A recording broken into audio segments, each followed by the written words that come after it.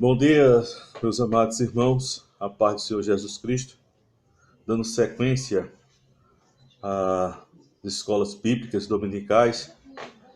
Neste domingo, dia 12 de abril, estaremos estudando a segunda lição, com o tema A Sublimidade das Bênçãos Espirituais em Cristo, né?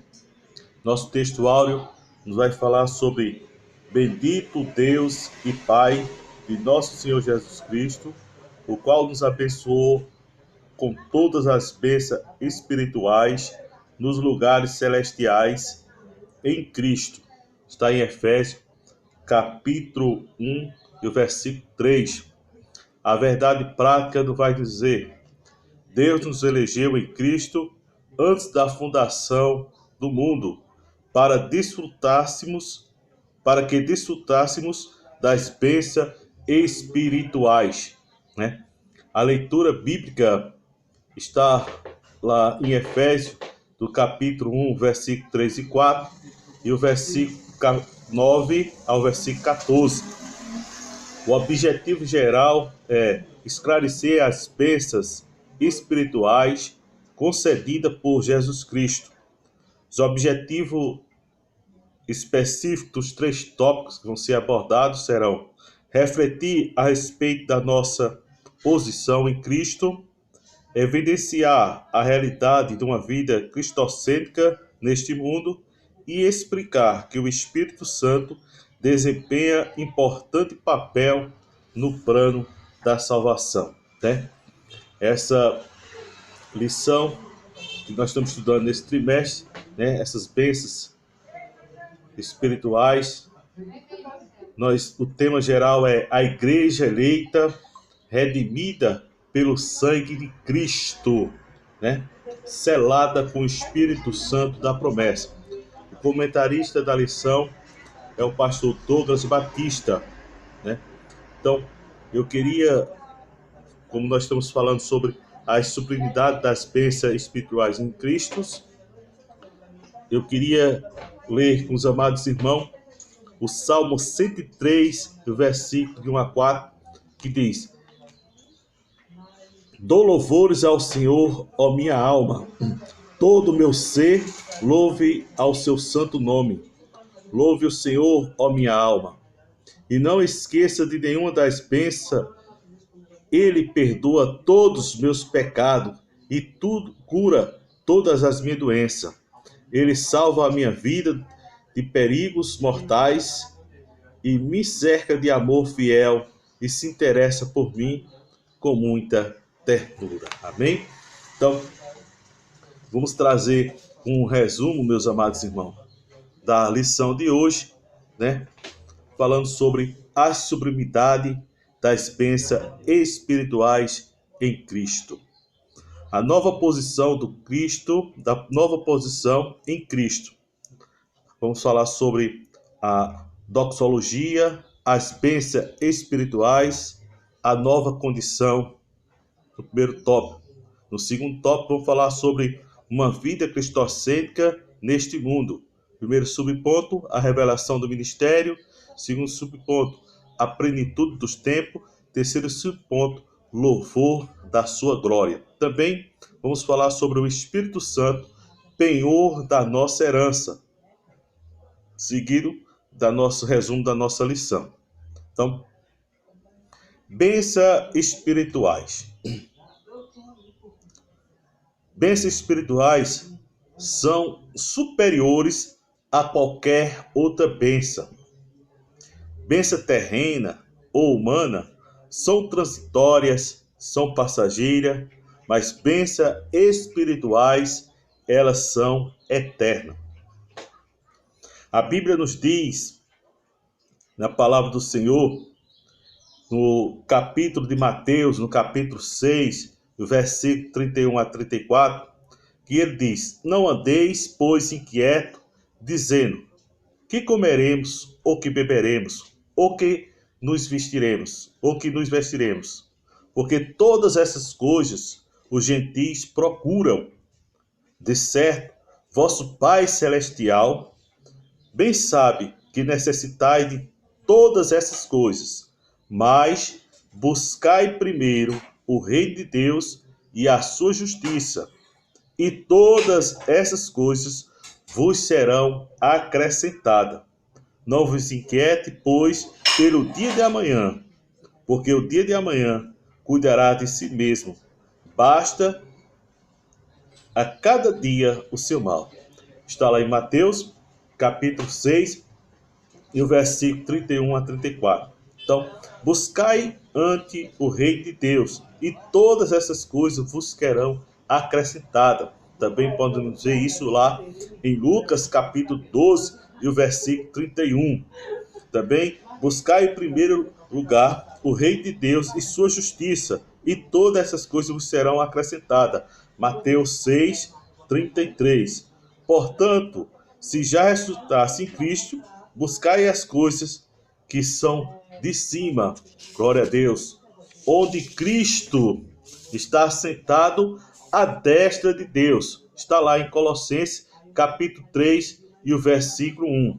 Também no Salmo 105, versículo 4, nos vai dizer assim: buscai o Senhor e a sua força, buscai a sua face continuamente.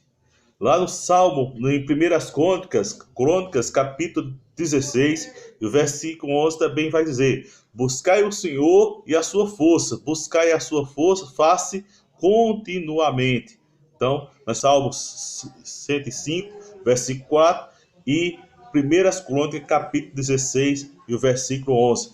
Também em 1 Coríntios, no capítulo 4 e o versículo 20, nós vamos ver: porque o reino de Deus não consiste em palavras, glória a Deus, mas em virtude. Exaltado seja o nome do Senhor.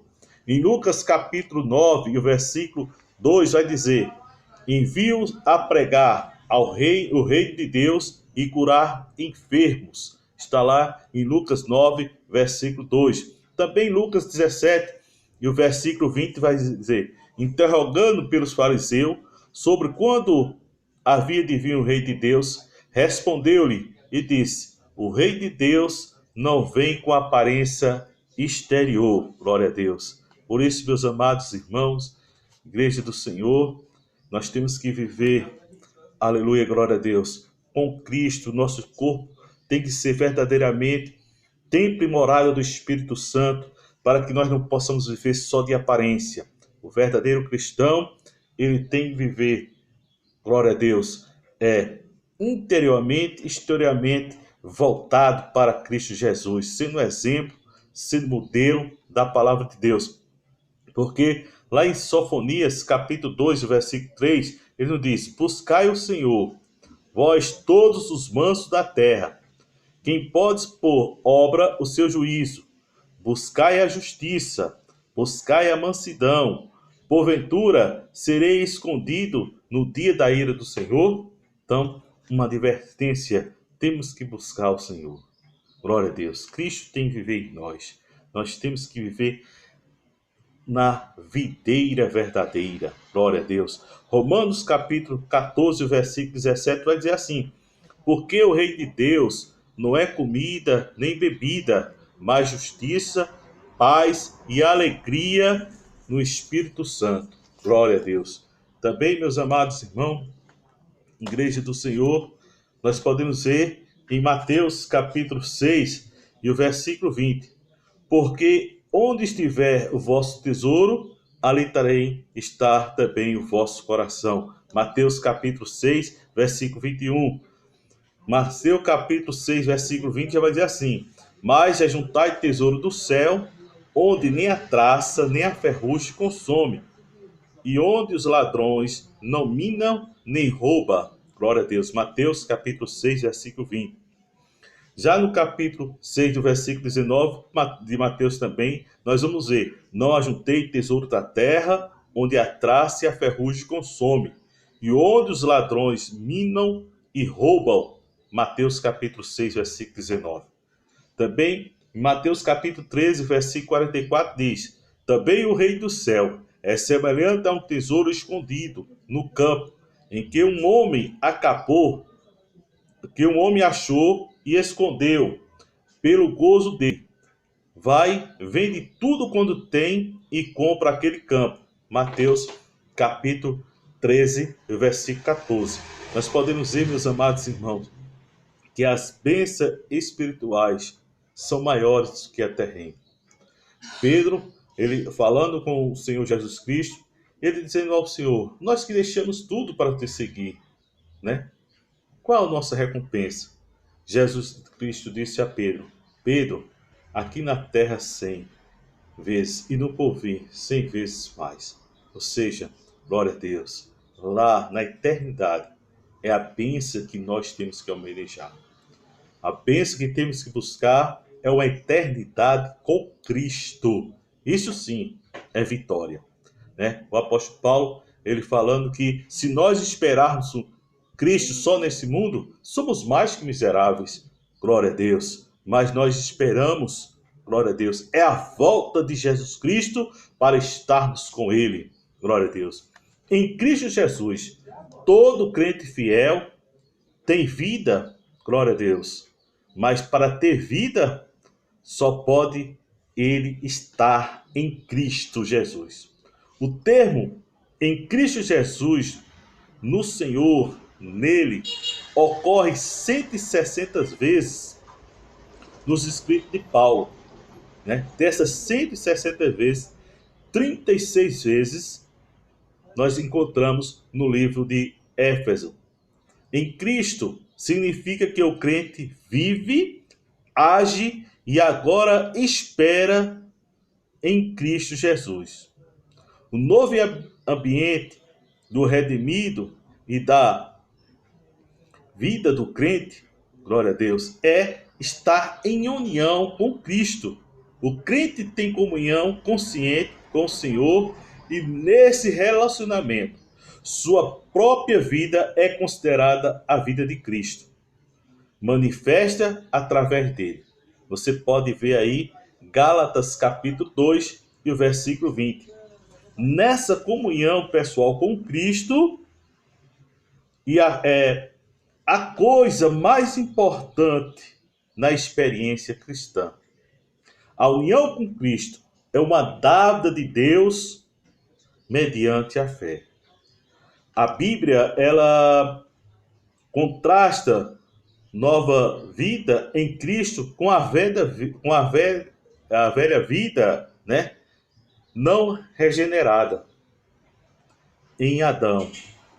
E quando a velha vida é caracterizada pela rebeldia, pelo pecado, pela condenação e morte, nossa vida em Cristo é caracterizada pela salvação, vida do Espírito, graça abundante, retidão e vida eterna. Podemos citar Romanos capítulo 5, versículo 12 a 21. Também podemos ver, né, capítulo 14, 17 a 19, 1 aos Coríntios, capítulo 15, versículo 22, também capítulo 15, versículo 45 e versículo 49. Também Filipenses, capítulo 2, versículo 1 a 5 e Filipenses, capítulo 4, versículo 6 a 9. Cristo, ele nos elegeu, né? E nos predestinou. Quando falamos aqui nos predestinou para filho de adoção por Jesus Cristo para si mesmo, segundo o beneplácito de sua vontade, conforme Éfeso, capítulo 1 e o versículo 5. Porque o que dantes conheceu, também os predestinou para sermos conforme a imagem de seu Filho, a fim de que ele seja o primogênito entre muitos irmãos. Isso podemos encontrar em Romanos, capítulo 8 e o versículo 29. E os que predestinou, a esse também chamou. E os que chamou, a esse também justificou. E os que justificou, a esse também glorificou. Romanos, capítulo 8 e o versículo 30. Eleição, falar um pouco agora sobre eleição e predestinação para os irmãos entenderem bem. Em Éfeso, capítulo 1, versículo 4 e 5, como quem nos elegeu nele antes da fundação do mundo, para que fôssemos santo, irrepreensível diante dele em caridade, e nos predestinou para filhos, né, de doação por Jesus Cristo, para isso mesmo, segundo o beneplácito da sua vontade. Eleição. A escolha de Deus daqueles que crê em Cristo é uma doutrina importante, conforme Romanos capítulo 8, versículo 29 a 33, Romanos capítulo 9, versículo 6, podemos ver Colossenses 3, 12, 1 Tessalonicenses capítulo 1, versículo 4, 2 Tessalonicenses capítulo 2, versículo 13, Tito 1, 1. A eleição, que escolha feita por Deus em Cristo, de um povo para si mesmo, a fim de que seja santo, inculpável diante dele. Você pode conferir aí com 2 Tessalonicenses, capítulo 2, versículo 13. Essa eleição é uma expressão de amor de Deus, que recebeu como seu todos aqueles que vêm a Cristo Jesus. Amém? Então, que vem a Cristo e passa a ser filho segundo Jesus, através de Jesus Cristo, né? Então, você pode ver João capítulo 1 e o versículo 12. A doutrina da eleição abarca a seguinte verdade: a eleição, ela é cristocêntrica, isto é, a eleição de pessoas ocorre somente em união com Jesus Cristo. Deus nos elegeu em Cristo para a salvação, né? O próprio Cristo é o primeiro de todos os eleitos de Deus. A respeito de Jesus, Deus declara, né? Eis que o meu servo que escolhi, conforme Mateus capítulo 12, versículo 18, você pode conferir também com Isaías capítulo 42, o versículo 1 e 6, e também a primeira de Pedro, capítulo 2, versículo 4. Ninguém é eleito sem estar unido a Cristo pela fé. A eleição é feita em Cristo pelo sangue, em que Cristo, pelo seu sangue, né? O propósito de Deus, já antes da criação, conforme 1:4, era ter um povo para si, mediante a morte redentora de Cristo na cruz.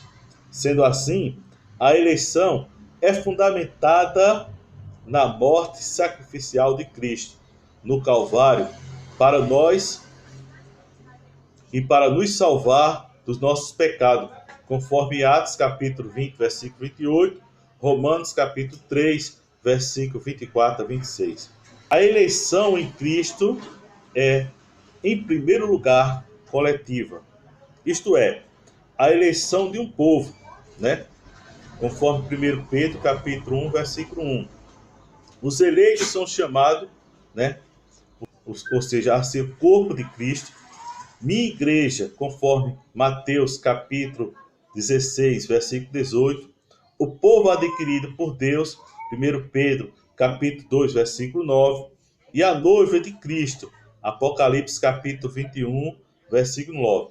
Logo, a eleição é coletiva e abrange o ser humano como indivíduo, somente à medida que este se identifica e se une ao corpo de Cristo. A igreja verdadeira, né? Ela está lá, conforme nós podemos dizer, né? Os eleitos dos filhos é uma eleição como a de Israel no Antigo Testamento. Nós podemos citar Deuteronômio capítulo 29, versículo 18 a 21, 2 Reis capítulo 21 e o versículo 14. Então, a eleição para a salvação e a santidade no corpo de Cristo. são inalteráveis, mas individualmente a certeza dessa eleição da pessoa e sua vida em Cristo e da sua perseverança na união com Ele. O apóstolo Paulo demonstra que esse fato de uma seguinte maneira. Nós podemos ver que o propósito eterno de Deus para a igreja é que sejamos santos, irrepreensíveis diante dele. Também Paulo diz, isso se refere tanto ao perdão dos pecados, como à santificação e à santidade. O povo eleito de Deus está sendo conduzido pelo Espírito Santo em direção à santificação e à santidade, conforme Romanos 8, versículo 14, Gálatas capítulo 5, versículo 16 ao versículo 25. O apóstolo Paulo ele enfatiza repetidas vezes o propósito supremo de Deus, né? Nós podemos ver o cumprimento desse propósito para a igreja como corpo não falhará em Cristo e apresentará a si mesmo igreja gloriosa, para que a igreja como corpo, né? A igreja como corpo, ela se apresente irrepreensível, né? E o cumprimento desse propósito para o crente como indivíduo dentro da igreja é condicional a Cristo. Cristo, ele vai nos apresentar santo, irrepreensível diante dele. Somente continuamos na fé, e a Bíblia mostra isso claramente.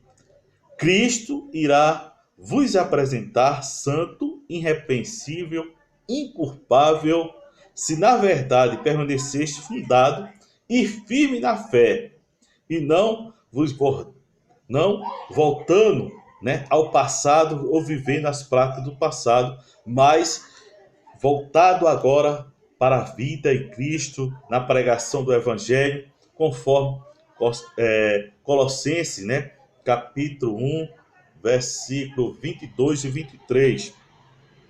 A eleição para a salvação de Cristo é oferecida a todos, conforme João, capítulo 3, versículo 16, todos os irmãos já conhecem, né? Capítulo 3, versículo 16 e 17. 1 Timóteo, capítulo 2, versículo 4 a 6. Também Tito, capítulo 2, versículo 11. Hebreu também, em Hebreu, nós podemos ver uma realidade para cada pessoa, consoante seu prévio arrependimento, a fé, ao aceitar o dom da salvação em Cristo, né? Então vamos ver capítulo 2, versículo 8, 3, versículo 17. Também nós podemos citar Atos, capítulo 20, versículo 21, Romanos, capítulo 1, versículo 16, Romanos 4, 16 também.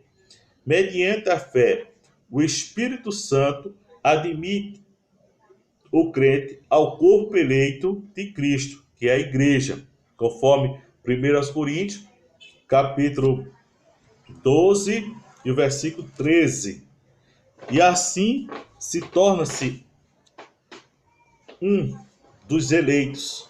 Daí tanto Deus quanto o homem têm responsabilidade da eleição, conforme Romanos, capítulo 8 e o versículo 29, 2 Pedro, capítulo 2, 2 Pedro, capítulo 1, versículo 1 a 11. Falando agora a respeito de predestinação. A predestinação significa decidir de antemão e aplicar ao propósito de Deus, incluso na eleição. Então, a eleição é a escolha feita por Deus em Cristo de um povo para si, a igreja verdadeira. A predestinação abrange os que acontecerá ao povo de Deus, todo crente genuíno em Cristo. Deus predestinou seus eleitos a serem, primeiro, chamados, conforme Romanos, capítulo 8, versículo 30, justificado, Romanos, capítulo 3, versículo 24, e também o capítulo 8, versículo 30, glorificado, Romanos 8, 30, conformado à imagem de Cristo, Romanos 8, 29, santo e inculpável, Romanos 1, 4, adotado como filho, 1, 5, redimidos, 1, 7, participante de uma herança, 1, 14, para o louvor da sua glória, 1, 12, e também 1 Pedro, capítulo 2, versículo 9, participante do Espírito Santo, Gálatas 3, 14, criado em Jesus Cristo para boa obra, também 10, 12. Então, meus amados irmãos, podemos ver também que a predestinação, assim como a eleição, se refere ao corpo coletivo de Cristo, isto é, a igreja verdadeira, e abrange os indivíduos somente quando incluso neste corpo mediante a fé viva em Cristo Jesus, conforme Atos capítulo 2, versículo 38 a 41, e também Atos capítulo 16, versículo 31. Então, um resumo sobre eleição e predestinação. No tocante à eleição e à predestinação, podemos aplicar a analogia de um grande navio viajando para o céu. Deus escolheu o navio, que é a igreja, para ser própria. O nau, Cristo, que é o capitão e piloto desse navio. E todos os crentes desejam estar neste navio. Eleito pode fazer, mediante a fé, uma fé viva em Cristo, enquanto permanecer no navio, acompanhando seu capitão, estará entre os eleitos. Caso alguém abandone o navio, seu capitão deixará de ser um dos eleitos. A predestinação concerne ao destino do navio e ao que Deus preparou para quem nele permanecer. Deus convida a todos a entrar a bordo do navio eleito mediante a fé em Cristo Jesus. Amém? Falando agora a respeito de adoção, né? Mas você pode ver aí 1 João, capítulo 3 e o versículo 1. A adoção é tomar alguém como filho que não é por natureza ou nascimento. Ser adotado para uma herança, no sentido espiritual, para uma herança que é incorruptível, imaculada, conforme Romanos 8,15, também Gálatas capítulo 4, versículos 5 a 7. É o ato voluntário de quem adota. Espiritualmente, o Pai Celestial exerce a sua soberania, a sua soberana vontade nessa questão, conforme você pode conferir Efésios 1, 5. Mediante Cristo, através da interferência do Espírito Santo. Gálatas capítulo 4, versículos 4 e 6. Significa que o adotado leva o nome de quem o adotou e pode chamá-lo de pai, conforme Isaías 56, versículo 5, Isaías 62, versículo 2, Isaías 65, versículo 15, Apocalipse capítulo 2, versículo 17, Romanos capítulo 8, versículo 15, 1 João capítulo 3, versículo 1, significa que o adotado torna-se, né, o recebedor da compaixão e do cuidado de seu Pai Celestial. Efésios 1, 3, 6, Lucas capítulo 11, versículo 11 a 13, e é recebido com todos os direitos e privilégios da família, recebido de volta como um filho e não como um servo. No caso do filho pródigo, nós podemos ver Lucas capítulo 15, versículo 19 a 24. No aspecto escatológico, né, toda a criação se beneficia do fato do adotado receber a libertação do seu corpo da descendência da morte, conforme Romanos 8, versículo 23. Então aí, meus amados irmãos, nós somos adotados, hoje nós somos filhos, né, de Deus, né, porque nós pela fé aceitamos a Cristo como Salvador do mundo. Nós não somos mais criaturas, agora nós somos chamados filhos de Deus. Glória a Deus, esse Deus maravilhoso. Então nós podemos ver também a fonte selada com o Espírito Santo. Como selo, o Espírito Santo é dado ao crente como a marca ou evidência de propriedade de Deus. Ao otorgarmos o Espírito Santo, Deus nos marca com o seu nome, ou seja, conforme 2 Coríntios capítulo 1, versículo 22. Assim temos a evidência de que somos filhos adotados por Deus e que a nossa redenção é real, pois o Espírito Santo está presente em nossa vida, conforme Gálatas capítulo 4, versículo 6. Podemos saber que realmente pertencemos a Deus, pois o Espírito Santo nos regenera e nos renova, conforme João capítulo 1, versículo 12 e 13, João capítulo 3, versículo 3 a 6. Também o Espírito Santo nos liberta do poder do pecado. Romanos capítulo 8, versículo 1 a 17, Gálatas 6, versículo 16 a 25. Também o Espírito Santo nos faz consciente de que Deus é nosso Pai, conforme Romanos 8,15, Gálatas 4,6. E nos enche de poder para testemunhar, conforme Atos capítulo 1, do versículo 8, e Atos capítulo 2, e o versículo 4. Bem? Também, dando sequência, vamos falar também agora sobre o Espírito Santo. O Espírito Santo e seu lugar na redenção do crente. É um dos pontos principais dessa carta. O Espírito Santo no crente é a marca ou sinal de propriedade de Deus. Você pode ver aí no versículo 13. É a primeira porção ou herança do crente, ou seja, traduzida por penhor, né? Conforme o versículo 14.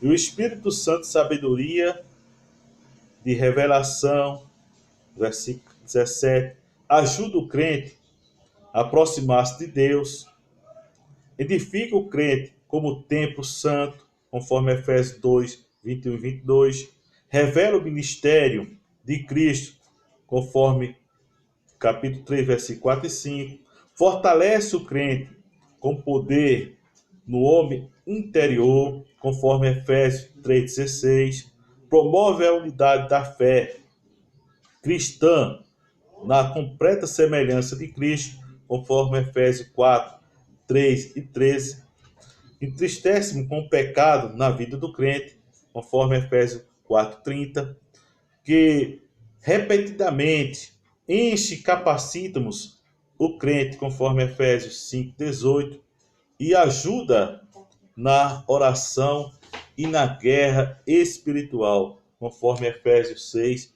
versículo 18. Também o Espírito Santo, o penhor. É o penhor, o sinal da nossa herança.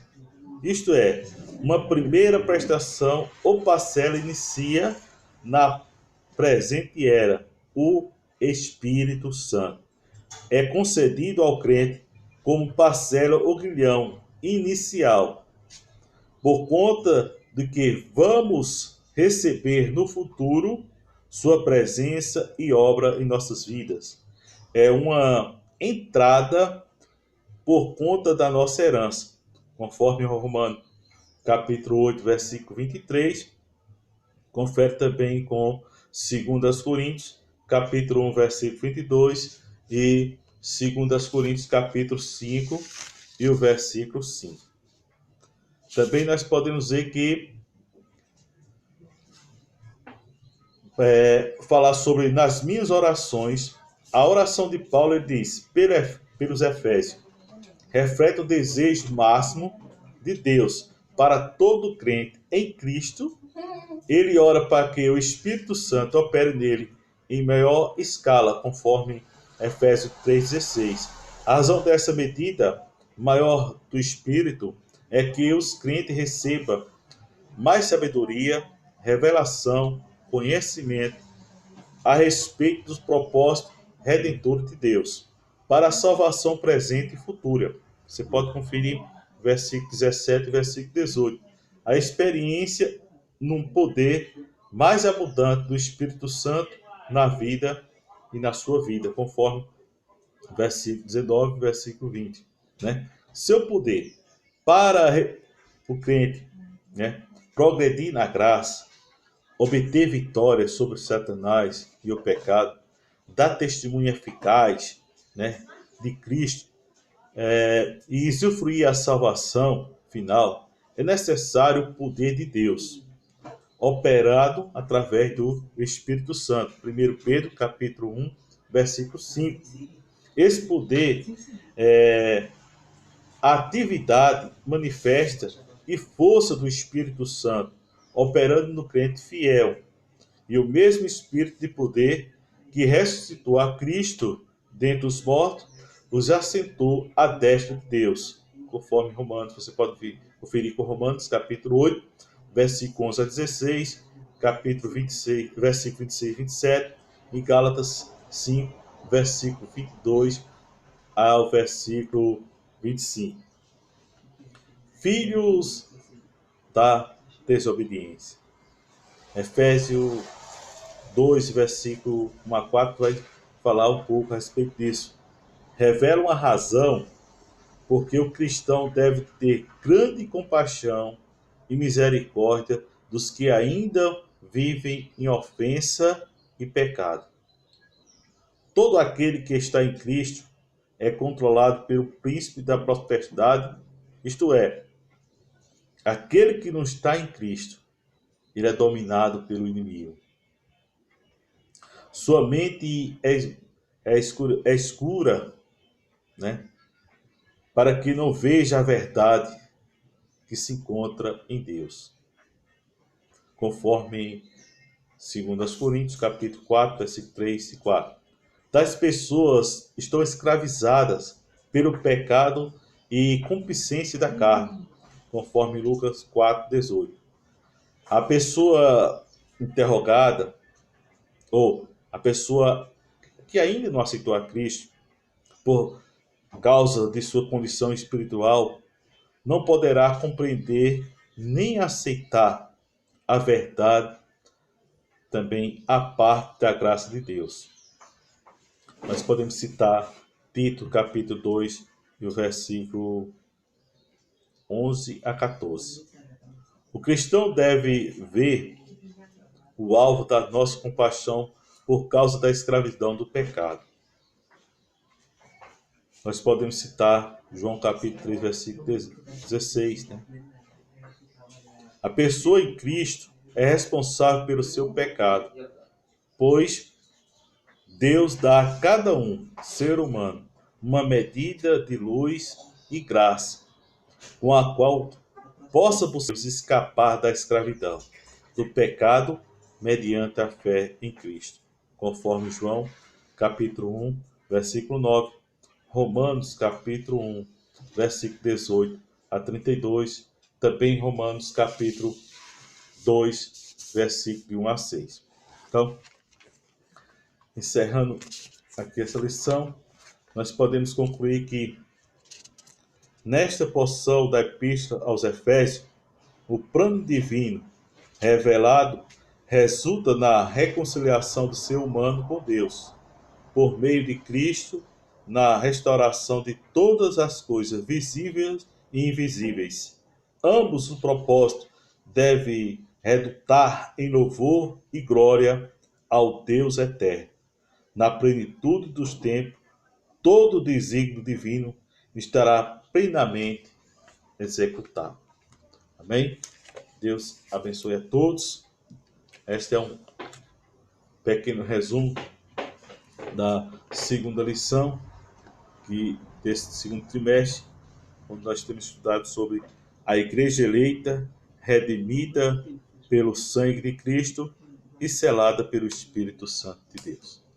Que Deus abençoe os amados irmãos em Cristo Jesus.